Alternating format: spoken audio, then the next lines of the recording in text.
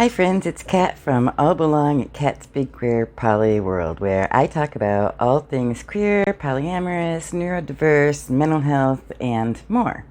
Today I'm going to talk to you about something a little different. We just went on an amazing trip to Vegas, and I'm going to share with you a little bit about what we did and what we saw.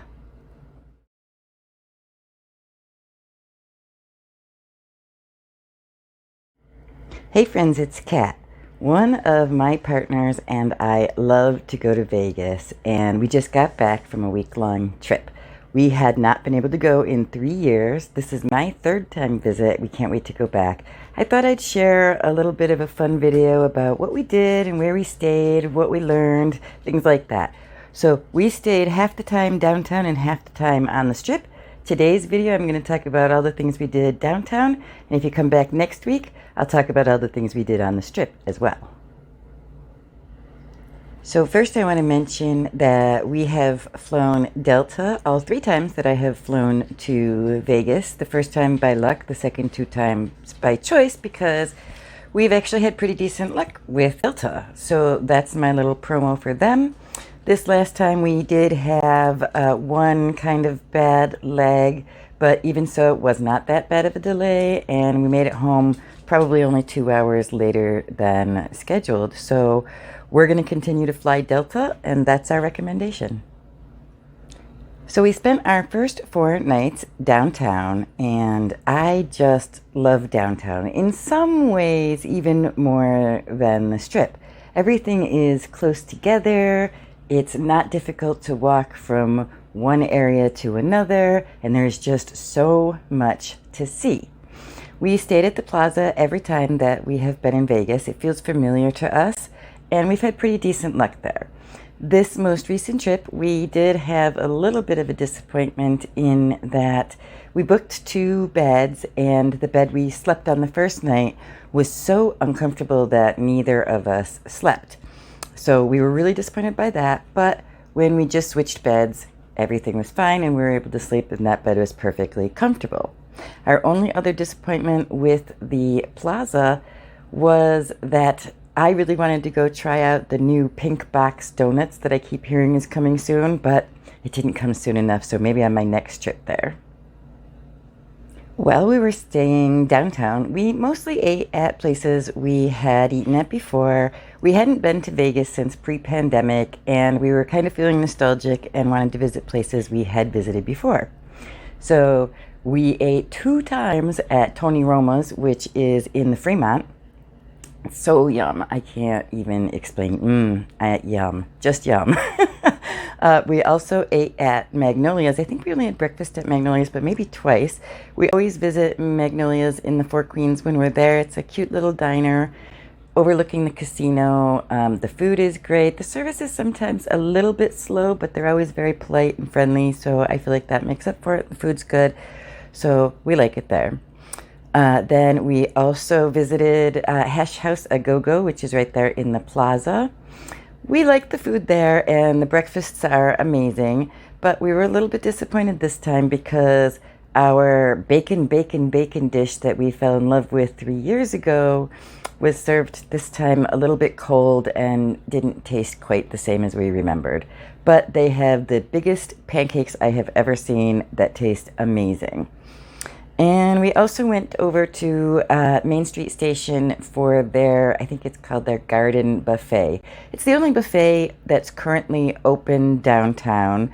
We found it to be pretty decent, although we were both wishing we had tried it out for breakfast or brunch instead of dinner. And I think maybe next time we will try that. So those are most of the places that we ate, aside from grabbing quick to-go food at Tim Hortons or McDonald's or the food court. So in addition to all the dining we did some usual things, shopping for souvenirs for some loved ones and poking around at the gift stores and whatnot. And then we spent a lot of time in the pool. It is August, and it was super hot in Vegas, which we expected, so we had planned and expected to spend quite a bit of time in the pool. Normally, we likely would have just swum in the pool at the Plaza where we were staying, but the Plaza's pool is relatively small in comparison with some of the other hotels. And we arrived at the same time as a conference of people who arrived and left on the same days as we did. And this conference of people who stayed in the hotel the whole time, they loved the pool. So the pool was mobbed from open to close. We could see it from our hotel window. We could also see from our hotel window the pools over at the Circa, and so that's where we decided to walk over to and explore. We loved the Circa. The Circa has opened since we were last there 3 years ago. It's a sports-themed 21 and over casino and hotel, and the pool area, it's a stadium swim, it's called, and it's got 6 pools, 2 on each of 3 levels, plus 2 hot tubs. All of the pools are relatively shallow, like 3.5 feet, because these pools are not meant for actual swimming. They're meant for lounging in, watching the sports, and talking and socializing with your friends. They had the hugest, most giantest screens up on one wall that were playing multiple different sports games, and I imagine you could go put bets on those games and then come out and watch the games from the pool and the hot tubs with the bar right there and good service. And I'm not a sports person, but I still thought it was a perfectly great experience. So it only cost about $30 a day per person on the weekdays and $40 per person on the weekends, and that was in and out all day, open until closed. So my only minor complaints about the Circa swimming area, which I loved, were, number one, there were no all-day lockers. So you could buy a locker, but it was fairly expensive, and you only got to use it once, so you couldn't in and out with it. You did, I think, get some lockable storage if you rented a cabana or possibly even a day bed, but we didn't do that. So not having anywhere to put our stuff made me a little uncomfortable, but not really that big a deal. The other was, with so many screens available, I thought it would have been really nice to have just one screen that didn't have a sports game on. There are plenty of people out there who enjoyed the swimming, who might have enjoyed watching something other than wrestling or boxing or baseball or people getting pummeled until they were bloody. But they are also one of the only pools downtown or on the Strip that is open past 7 p.m. I think they go till, they say till 11, but we found they started trying to kick everyone out around 10:20 to 10:30, but still that's way later than 7 p.m. And because it's a 21 and over hotel and pool, there are no children running around screaming, and for that price, you can't beat that.